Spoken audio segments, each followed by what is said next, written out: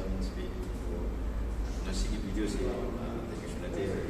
KTM Showroom laga, Husqvarna dia bagi bed link have 250cc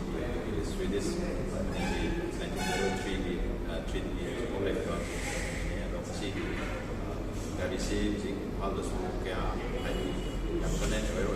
waktu malam masih dari sini main game yang kangen itu waktu itu sistem ini yang minusnya yang itu sih main itu kayak apa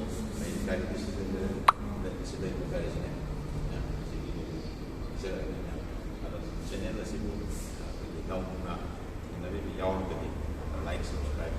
share kalau itu kau itu mang tidak just ngomong tahu kan.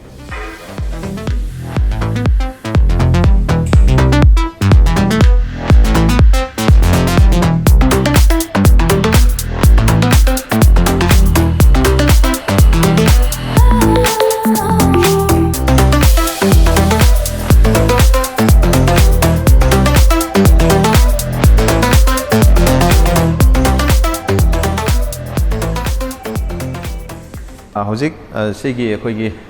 on road price dai hajaram ge masigi road price se Manipur da hojik lai se 2,39,000 lai aduga sigi akhoi KTM gi showroom gi contact details su ai myam description da dum hapcharam ge akhoi gi mamang da gi hane da horisi mamang da kari kai lai ge habdu myam da sum ai hajar ke mathang si ahan bada akhoi gi headlamp da la si headlamp se lai se si kenoni DRL ni aduga manung gisna light ni ko aduga seida moigi sida badging je oi Husqvarna na sistai ko aduga sida side indicator jam big na slim moina ko yam LED da happy ko aduga makha tara pada akoi gi tigi mamangi front telescopic suspension je akoi gi WP apex ko USD ko aduga sida ju magi Husqvarna gi sign yam phajana happy ko adagi somda tire rom da mula ko kanda tire da su sigi koi gi magi gari sigi maming je bitlin haina si thare ko the Husqvarna sign jum yawe si glossy element oina koi gi spoke je manga pali ko aduga sigi tire gi size na koi 110/70 R17 inch da sigi je yamna yeng bada yamna phajai hojik koi gi bitlin gari sigi koi gi engine gi specification je hajar age koi engine type se koi gi single cylinder 4 stroke ni ko adu cooling chi liquid cooling ni ade magi cc sina koi gi 248.76 cc adu magi maximum power na 30 ps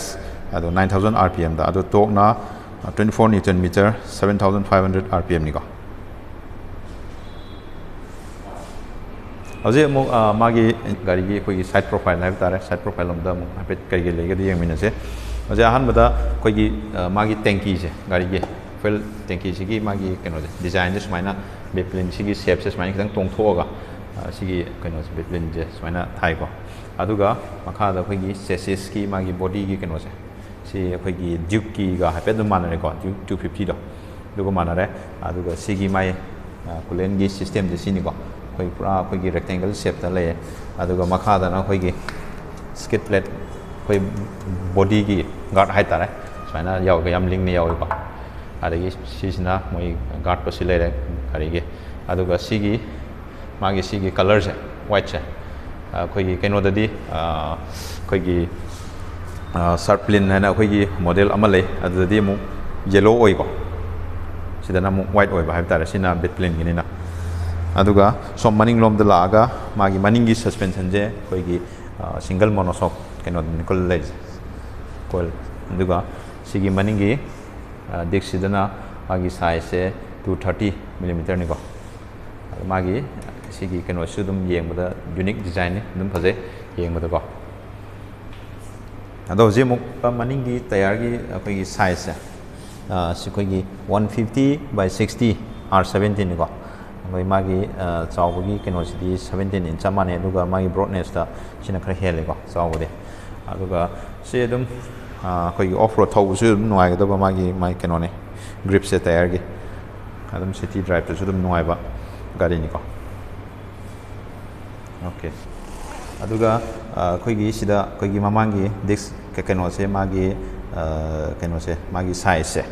ꯑꯩꯈꯣꯏꯒꯤ 320 mm ꯅꯤꯀꯣ ꯑꯗ dual ABS ꯆꯦꯅꯦꯜꯅꯤꯀꯣ ꯁꯤꯗ ꯌꯥꯎꯔꯤꯁꯦ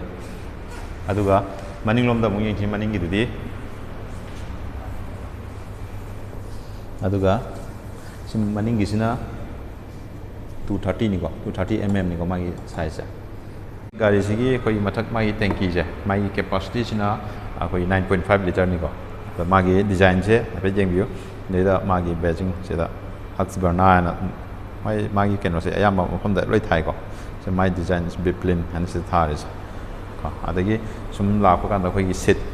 ꯁꯤꯗꯁꯨ ꯃꯥꯒꯤ ꯁꯥꯏꯟꯗꯣ ꯁꯤ ꯂꯩꯔꯦꯀꯣ ꯃꯥꯒꯤ single speed ꯑꯩꯈꯣꯏꯒꯤ ꯀꯩꯅꯣꯅꯤꯀꯣ ꯑꯩꯈꯣꯏ ꯑꯅꯤ ꯊꯣꯛꯇꯕꯤꯅꯤ ꯑꯗꯨꯒ ꯃꯥꯒꯤ ꯀꯩꯅꯣꯁꯤꯅ ꯁꯤꯠꯀꯤ ꯍꯥꯏꯠꯁꯤꯅ 842 mm ꯅꯤꯀꯣ ꯋꯥꯡꯉꯤꯁꯦ ꯑꯗꯨꯝ ꯈꯔ ꯋꯥꯡꯉꯦ ꯁꯤꯒꯤ ꯀꯩꯅꯣꯁꯦ ꯁꯤꯠꯇꯤꯡ ꯄꯣꯖꯤꯁꯟꯁꯦ ꯑꯗꯨꯒ ꯃꯅꯤꯡꯂꯣꯝꯗ ꯂꯥꯛꯄ ꯀꯥꯟꯗ